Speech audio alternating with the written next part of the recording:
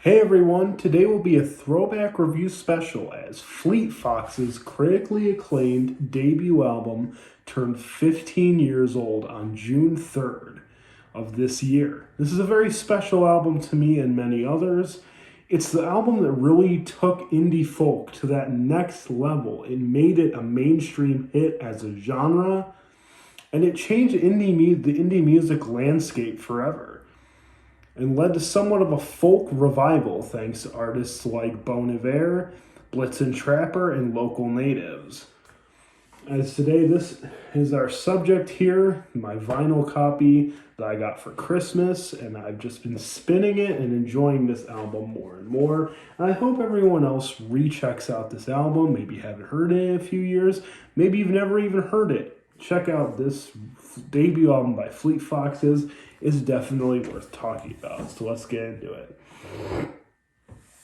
A soft autumn wind reminds me of Fleet Foxes' debut. The feeling of uneasiness, the changing of seasons, the longing for a new chapter of life. This album is skillfully and purposefully made, almost crafted as Robin Pecknold, the leader of the band, almost crafts these songs that seem timeless. The band worked with the talented Phil Eck as the producer on this record, and I feel like he added such a magical spark to this record. This is a fall album, in my opinion, which is weird that it dropped in the humid month of June, but I definitely see this album as being more geared toward October and November. There are a lot of influences on this record, and a lot of different styles as well. Obviously, some songs that feel medieval, almost old-timey in a way, but many centuries old. And hell, all you have to do is look at the album cover here. This is a 16th century painting. It has a very cool aesthetic, a very unique one, at least in my opinion. It has a good feel, and it's something that just brings you back time and time again. The layers of this album stem from its musical variety. You have these beautiful yet eerie choral vocals all through this record that just work so well with different sounds and instruments, as well as the lyrics being sung. Take probably the biggest hit on this record, White Winter Hymnal, as a perfect example. While the lyrics stay the same with some minor changes throughout, the song does have some different variations in the vocals and arrangements, and it makes it a very re-listenable experience. Something that just makes your head turn.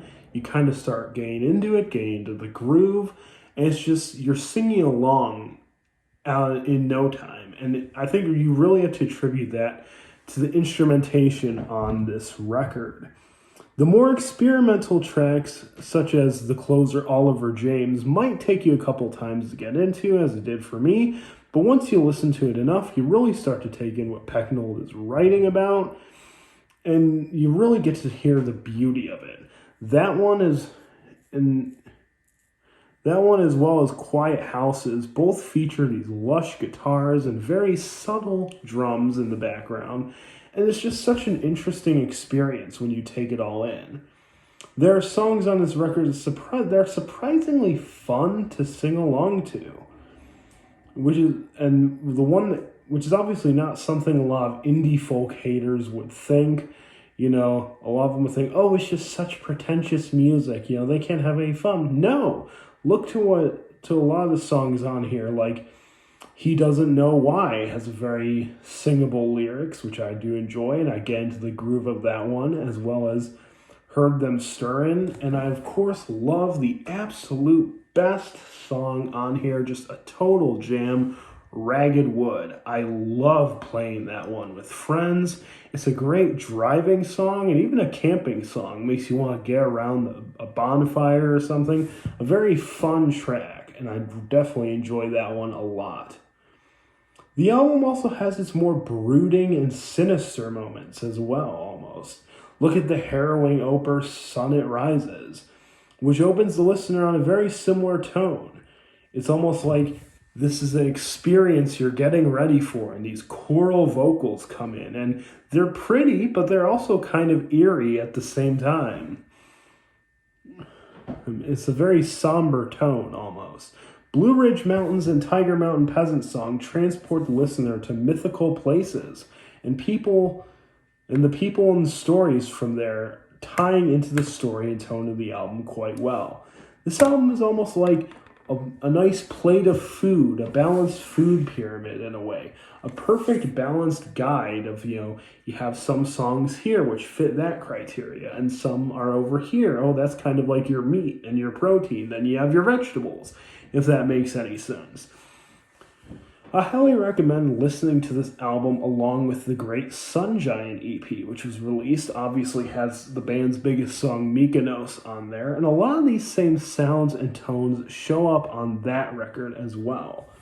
It's a great companion piece. This album is just a beautiful and enchanting experience, and a very pivotal and important album for indie music. And while I don't love this record as much as their follow-up, Helplessness Blues, I still think it's one of the best debut albums of all time. I'd put it top 10. I'm giving a 5 out of 5 to Fleet Foxes' debut record. Let me know what you think of this record and what fond memories you have of it. Comment below. And hey, if you haven't checked it out, I'll leave it linked in the description below. Have a good day. Thanks for watching.